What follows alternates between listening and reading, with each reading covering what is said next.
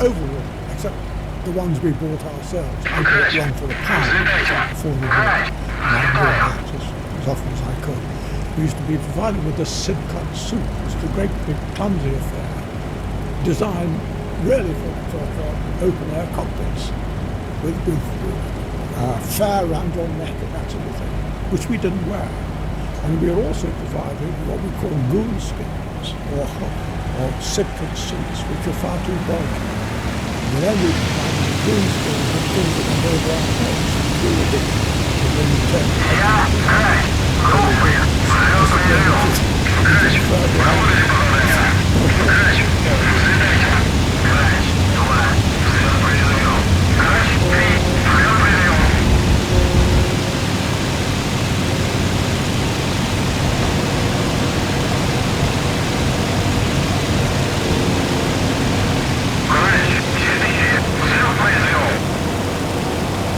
You've got to realise too that the hurricane and the Spitfire were new. We have been flying biplanes. And the whole concept of the aeroplane is landing around, flying around, holding wings up. Whereas the monoplane was a single wing aeroplane. We had to learn that. Also another great thing, which never did happen, is the advent of the Merlin engine. 1,000 horsepower in those days was unheard of. But meant we could fly normally through clouds. And I know they used to teach us to fly it on instruments a lot, but one did have holes in clouds very, very quickly. If you're asking me which of the two I would prefer to go to war in, it was the Spitfire, because it was the most delightful aeroplane to fly. You didn't get in it, you strapped it on. And it was a friendly aeroplane, wouldn't let you down.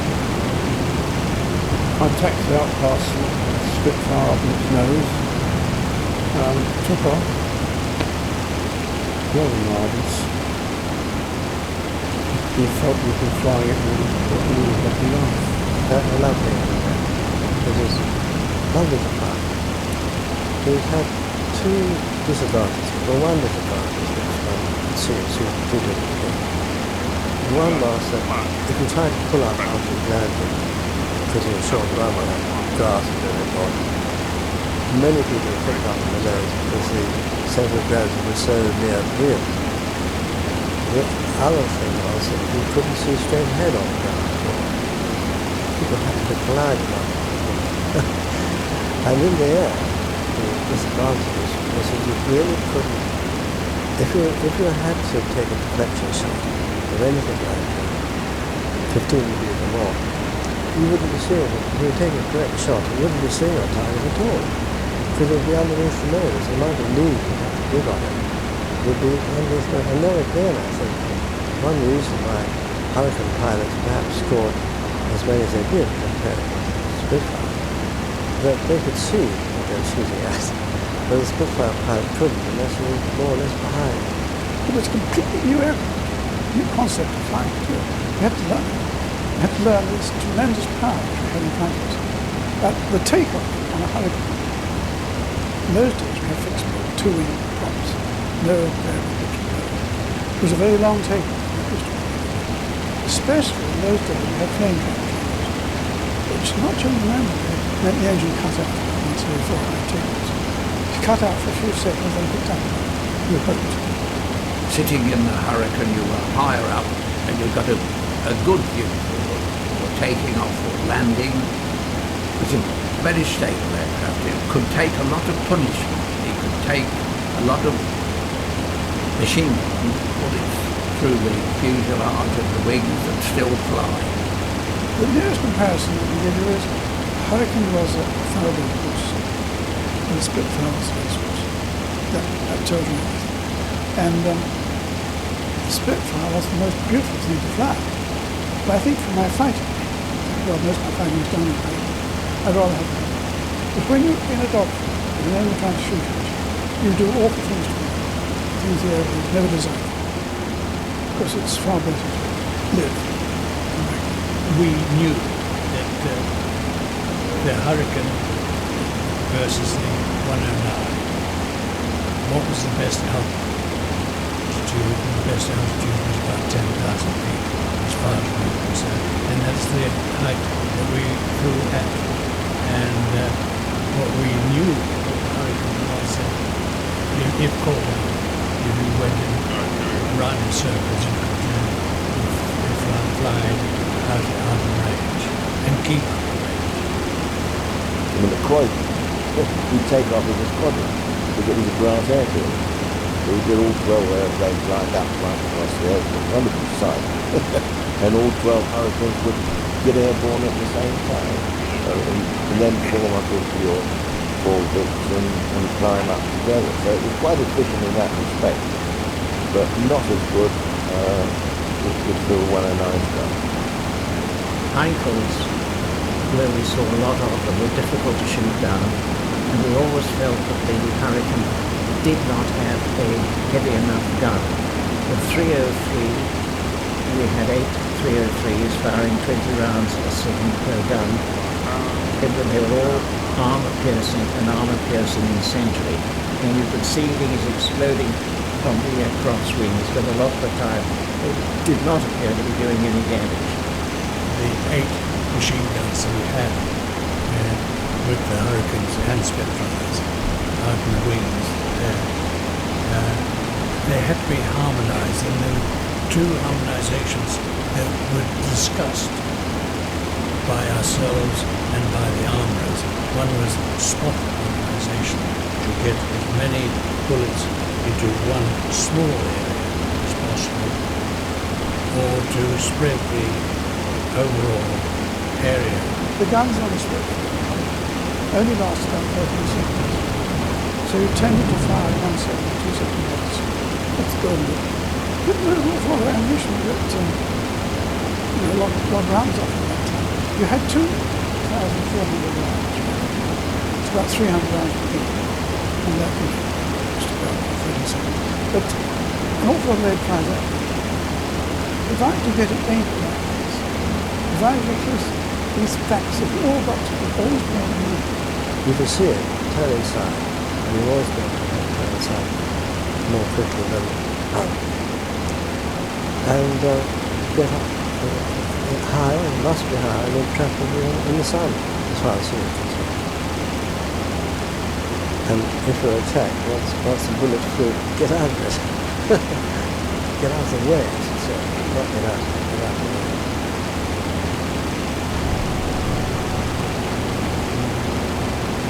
The first time I fired my guns in anger was 150 plus rifles over Maidstone. And that was the first time that I started to know what it was all about. But probably the one disaster area in combat at that time, and I'm talking about when I was with 41 Squadron, was they used to have a weaver, top and bottom, who was normally a sergeant pilot. Bloody close, oh my goodness. And you would weave and give top cover to squadron. But you'd keep up with them a week because they're using more petrol than they were. And suddenly the squadron leader would turn off in one direction and you turned off in another. So then you had to go fly straight level to try and keep up with the rather hazardous procedure. The form was that when you took off, you joined up, and there were 2 flights. Each flight had 6 aircraft, so there were 4 threes, so to speak. In the event, there'd be 3 threes of 9 astern, and 1 in the box, and 2 of that last would be weaving above, trying to keep up a little bit ahead, and they'd be watching your tail. And I think in 92, right, they continued with that well into that edition. The Germans' tactics were good. And we've been taught to fly World War I type formations to improve, show that we were disciplining the areas. Actual fact was a recipe for disaster. It was being killed on the work, tough. The Germans used to pick us up on the run. We weren't looking behind. The first Spitfires were on the beach in the First World War. But then we had the reflector sight, which was really a more up-to-date presentation of the Linden beam. But people couldn't hit anything other than a lot of deflection systems to save themselves. And the only way to hit anything was to get directly behind the old shell, as closely as possible. Close your eyes. It was very little more than that. And one object of combat was to get behind there, which wasn't always easy. And I suppose if you fell, all the things that make sense buckle on your tail was get at you. That was number one for me.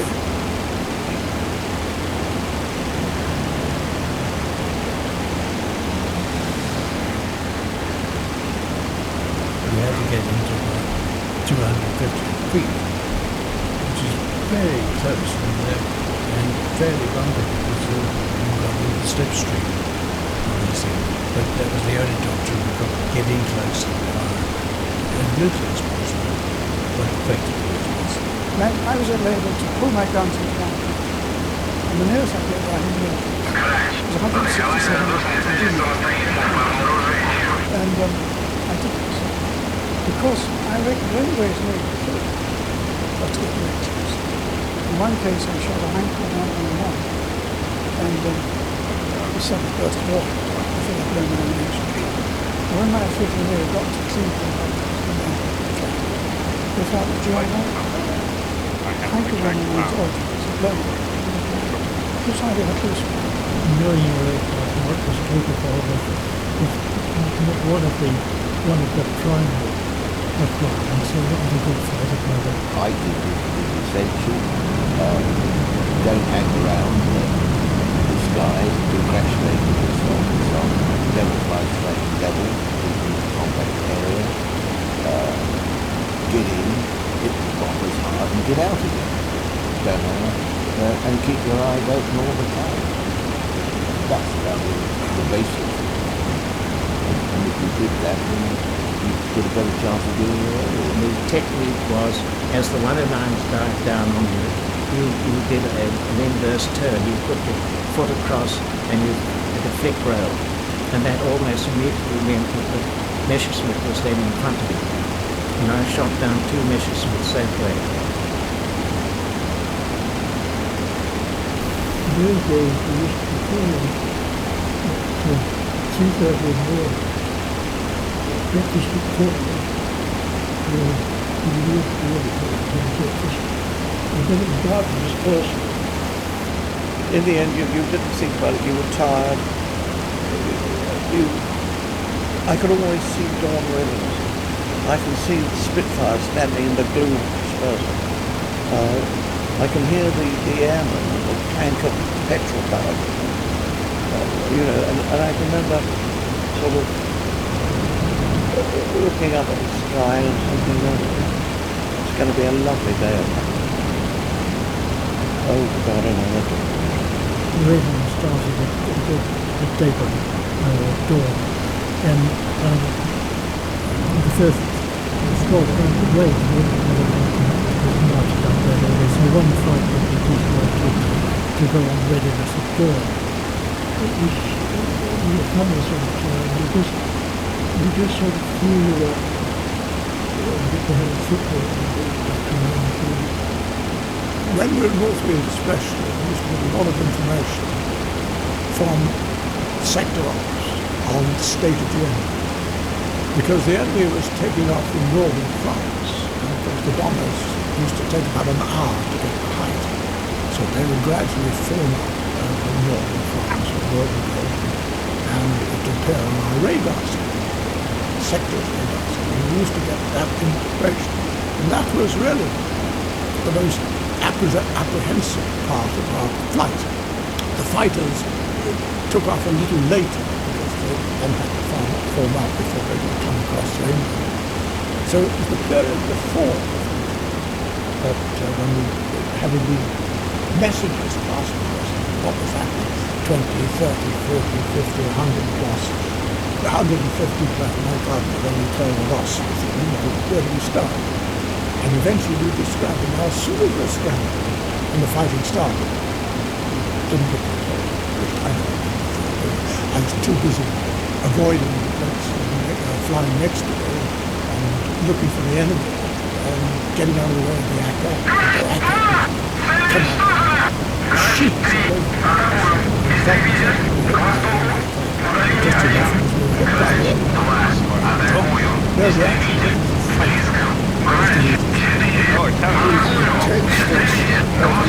a fight. And I suppose in many ways the waiting was worse than the actual action. Because when you're in action, you've got somewhere to occupy. It was different in the southeast early on. Once the enemy began, they thought the best way of flying was to get massive squadrons of bombers and fighters together. And this meant that they had to connect on the other side of the channel. And our radar was sufficiently good to be able to see what's going on. So we had time to get up, but not to get straight into the fray. And although 11 group transit had to get up and get as very soon as possible, 12 group, although they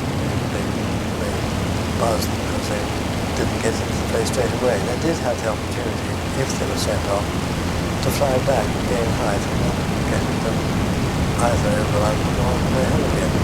2 times on the side, Germans used to love it. 2 times used to mess up. We could see them forming up on the radar. Oh, they're forming up. And they used to start the bomber formations over the coast of France. You see them from now. And then they used to finish off to get near aircraft. They'd take off when they'd scramble, when they'd tow to go. In our Navy, it's over wings, because that's where the Navy was. We look forward to the second breakfast and the tea with the baffling you were sitting there begging to the third period. Sometimes just to tell you what the baffling about that go after the bar in Australia. We'd be usually at first light out for dispersal, and the aircraft would be warmed up by the ground crew, and we would sit around awaiting instructions. The telephone would ring, so you'd all be on the alert. Waiting for that telephone to ring was the most exhausting part of being fighting about Britain. When it rang, it may suddenly, the message may be the Nafis came tea, which was you enjoyed the tea and somewhat shattered. When it rang and you were scrambling, it was a wonderful relief. Once you were strapped in it, then you felt, we're on our way, we're doing it. You'd hear tribology of them. Well, Corporal Smith has gone to breakfast. He's not here on the road. Put the phone down and all relaxed. And so, this would happen so frequently, we'd say to each other, God, when there's water, I'm not going to have a damn telephone in my house. The bitter and the ring over there, and with the starter battery alongside plugged into your aircraft. A chap in Sunday shop, holding the telephone in his hand, 32 squadron, patrol, Ashford, Force 15. Immediately you got the scramble, you just probably ran about 30 or 40 yards, jumped into the aircraft, pulled your parachute on, and within possibly 2 minutes you were taking off. I would just put my parachute in the cockpit with the harness over the seat.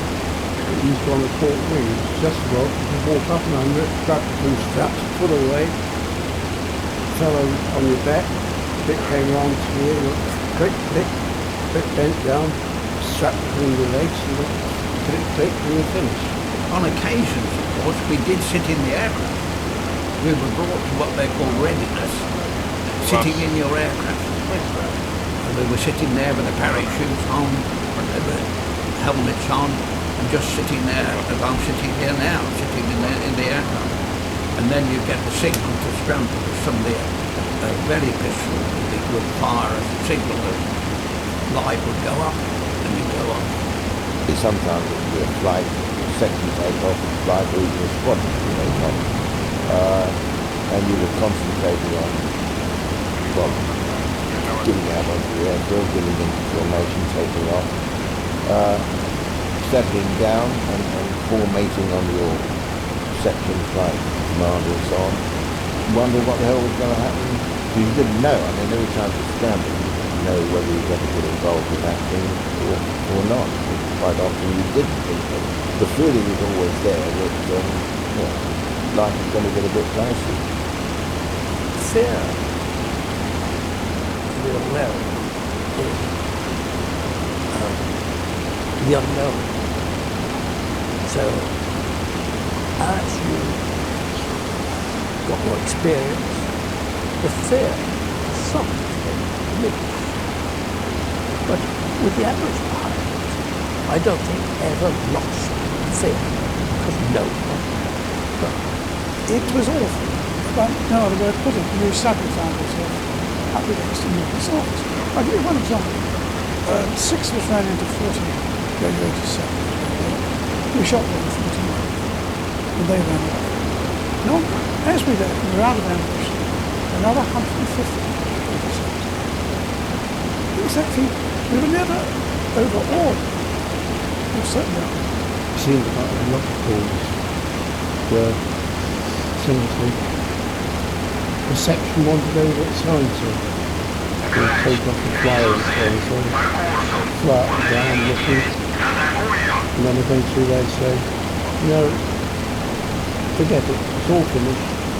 It depended on the fighter controller and they very greatly in skills in being able to maneuver their squadrons into the right position. We were always going in from the front. We saw it.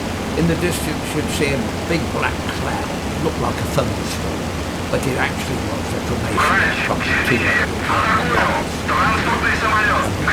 above them. You could see the 109s as they were turning, twisting above the bomber to protect them. And he would take us in on his head on the tacks, which we hoped we could get there before the 109s would come down onto us to protect their bombers, and invariably we wouldn't. We'd go in head on the tack. We'd go straight through the bombers with fire guns. If there was any knockdown, of course the civilian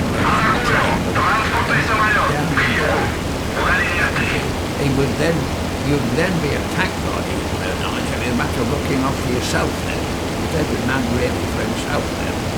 It's that you're destroying an enemy. They have to be destroyed because they're found over. That is the feeling. You don't think of the 10 men, 6 men in the air. In fact, you did that shot was a thing. When you first saw several hundred bombers from the start and the horde of fighters sitting on top of it. And so when the forces stopped while they were bleeding, to attack the bombers, you would follow, by which time German fighter escort come back, saw him getting something that so you couldn't stop but kill them as they wanted to kill you, and you didn't get much chance to bombers, not if you were always remember to flight to attack, because they had to seal no going past the flight to look for bombers. So only occasionally did you manage to cross the and get a shot off the boat. What happened was, you see, Norton went into the tank, which was a lot of formation.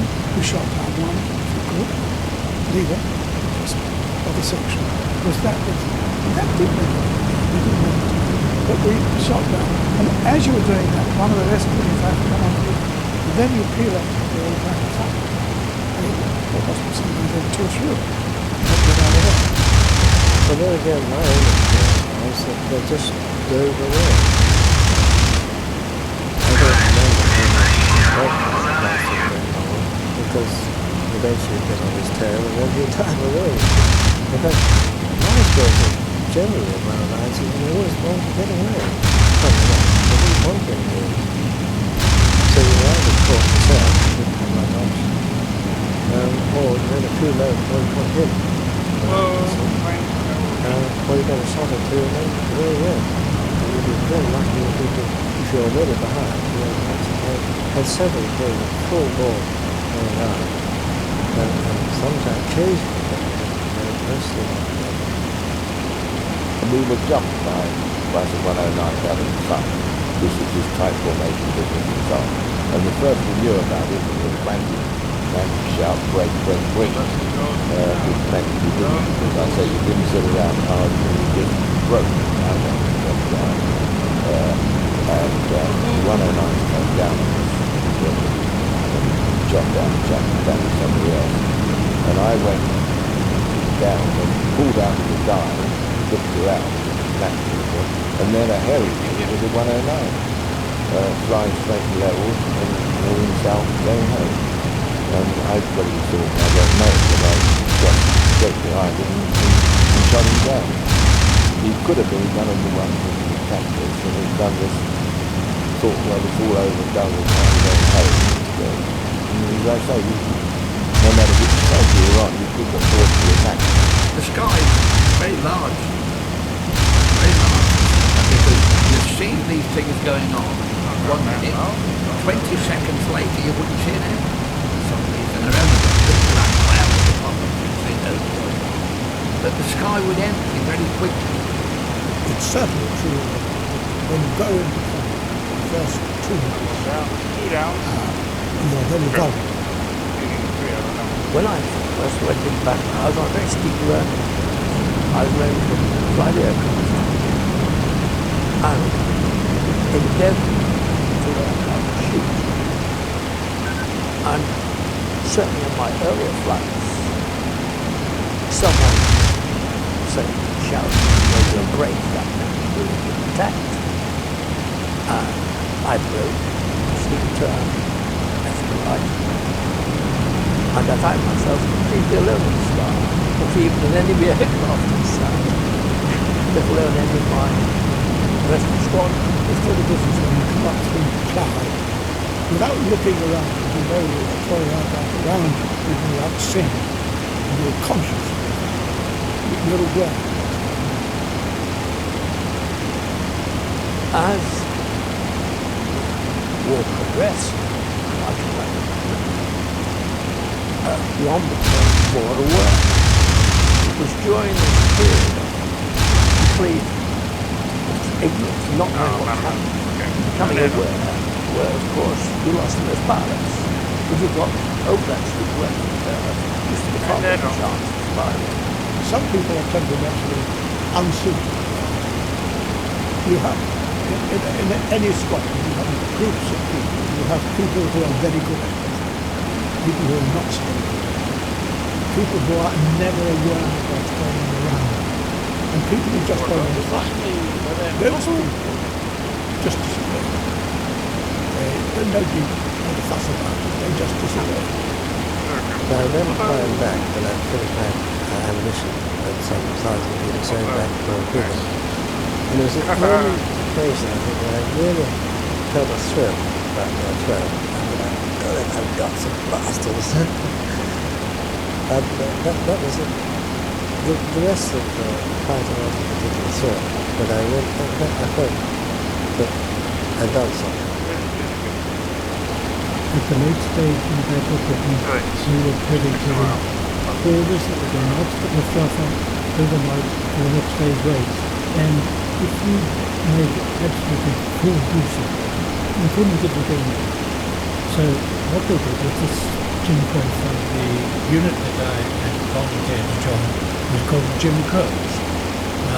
We started off with Hurricanes first, and our job was that as soon as the radar existed, saw activities in France, they called on us to take on, to intercept these formations and to give as much information back to Lebanon as to the formation, the numbers, the heights, and the directions. We were sent off in pairs to see, and it was a very hairy one because everybody liked the look of two airplanes by themselves, both the Royal Air Force and the German Air Force, and we were being attacked the whole time by either one or the other, and having to verify that we were either friendly or unfriendly to whoever was attacking us. So we had to keep our eyes firmly open, but none of us were ever shot down. We were too experienced. Took off with his first sight or glimpse of the radar to go and fly around just off our coast to see if I could see when they were going to move. Send that back and then it would some better idea than the radar. I suppose not to attack anything. My job was to do. Why not Paris? I don't know. That was in the middle of Queen's around or something like that. So a highway, splendid, climbed up 25,000 feet, tooled up the line. I did see two Royal Numbers, which I reported there about 1,000, 2,000 feet below. Now they'd seen me and they started maneuvering to come up. So what could I do about that? Except to go down and get one. So whether that affected the result, I don't know. At least I had reported it. But I didn't stay up there to report the numbers of bombers, etc.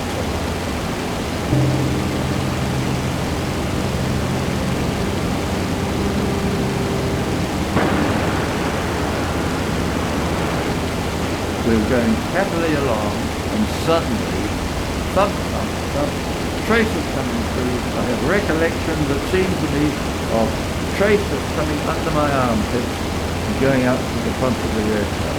And suddenly there was a smell of oil and cordite. This is why I think the gunner must have got a burst off when I think back later. And that was it. Suddenly my engine just stopped. There was one shooting, you had the button pressed for a nice big long burst, about 3-4 seconds. And the next thing I knew was where I was in midair, and all I could see of the aircraft was just a wing flapping down as far as I could look. And as I dived underneath him, all his perspex had broken away, and both his engines were on fire. And as I dived underneath, I thought, that's great, till I realized he had put one bullet through my spinner, and my engine was failing. I looked down and saw a large field. We were told, don't bail out. All's landed UK. Falling shot pieces. I had to bail out. And I tried to jump. I had to roll, tried to jump. But I was still part of it. I said, oh, radio. I thought, I'm going to go into the water. I've got to get out here quickly, and for some stupid reason, I undid my straps, thinking, oh, I'm going to hit the water and I've got to get out quickly. So obviously I hit the water, all right. The next thing I knew, I was in black water. It seemed to be black water. So I was obviously knocked out, and the airplane had sunk, and I was well down in the water. But I was able to get myself out of the thing, and I could see that I could see light above. I managed to get myself to the top, and then I thought there was blood all around the place, and then I realised when I face the thing out here that happened, well, then I blacked out.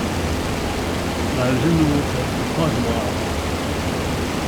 Again, it was cloud cover, no idea which direction we were in, even no sign of land, no idea in which direction I should swim, if I should, or whether I should even bother. I didn't really think I should even bother, there didn't seem to be any point. And then over the horizon appeared the hull of a vessel. And I quite soon realised it was a German vessel. flying the German flag. You know, they took me aboard. I was greeted by a junior officer. What are you? A Boris Hook.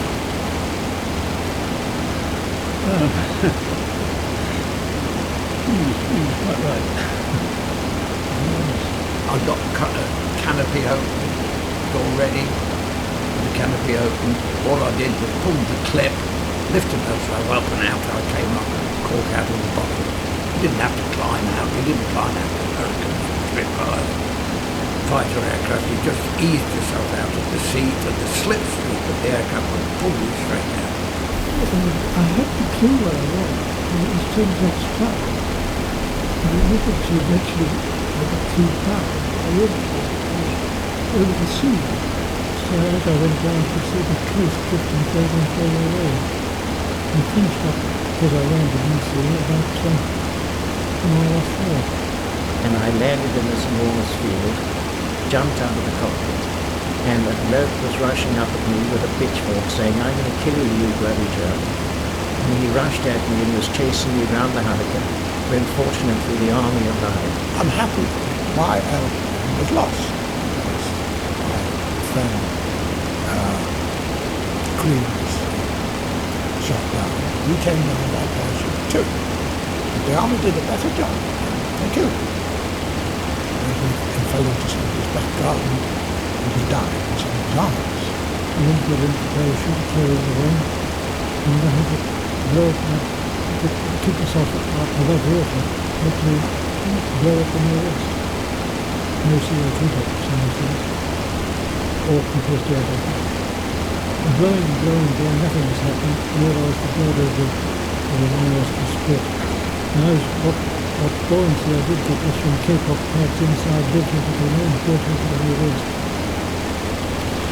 And there was I with one hand trying to keep myself above water. Because I didn't know it at that time, but my right leg was broken in pieces. I stopped making films. And that summed it up, because I had too many films. And you get used to it. You get used to having friends around you, then suddenly you're not there. You see, the chap is there. You never see it. It sounds easy to say that, you know. To us, it really early 20s. We had lost two of them.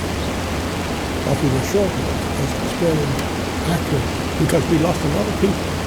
We lost in Tucson Landscape, if you bear in mind, the scope of 23 pilots, roughly. We lost 8 killed and pretty well 15 to 20 badly affected by burns, and as a result of being shot down and wounded and so on. So there was a constant drip of new people in the squad.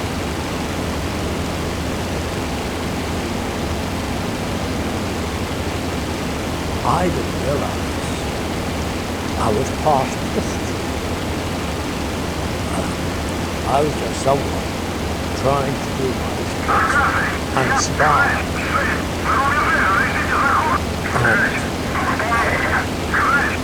And that was it. The bigger picture didn't exist. The constant bombing, mortal combat, and the threat of invasion.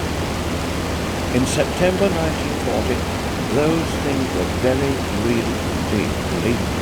We were angry at these black crosses, daring to fly over our country. That's the first one. And they were bombing our mothers. Makes you get angry. You'd be surprised at aggression. You'd find inside you which comes out in other ways. But our way was this, that we're going to give a good cut of ourselves. This is how we felt all of us. You knew that the odds were sort of loaded against you, but you hated the Germans so much you were going to kill them before the bastards could kill me. That was the sort of attitude. It was absolute hatred of the Germans. Morale never went so low as to we ever thought we would lose this battle. It never entered our heads, there's no doubt about that. You felt tired, and we were physically tired. no time that I used to. I've got away with it so far. Probably tomorrow I'll get killed. But popped up in my mind now and again. But haven't been dramatic. So, and we drank quite a lot. I suppose I was scared. I think we did our best at the time, and I was lucky enough to survive. It didn't enter our mind that we had won a battle, because the battle went on and the war went on. It's only, as I say, with hindsight in the last few years that people now starting to say this was the definitive battle of the war.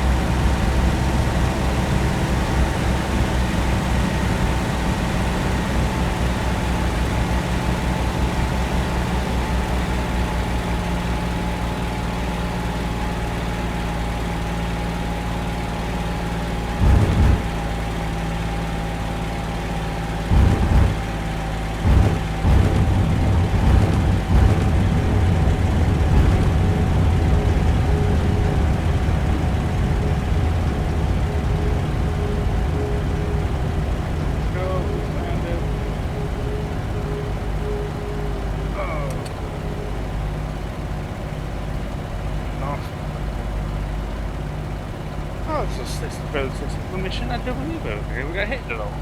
And I'm gonna find it all close to the other side now. Локация. Я. Грач 3. Посадка. Грач. Посадку разрешаю. Грач 3. Понял.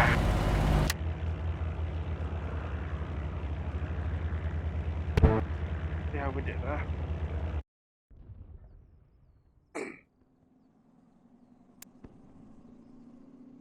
Not bad.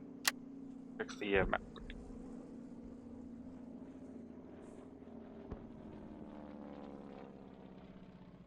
So, shut down quite a bit of them. Not good. Oh yeah, we'll. Okay, I shut down 3 and. Or I shut down almost all of my difficulties. Because.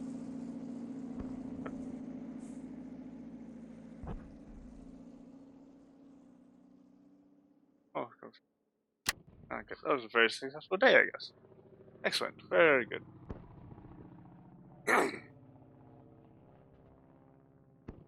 Very good indeed. That was an excellent mission. Must be said. Perfection. Very, very good day for us. Ah, good. Hey, I got a medal! And another medal. And 3. Yeah, it's okay, not bad. Not bad.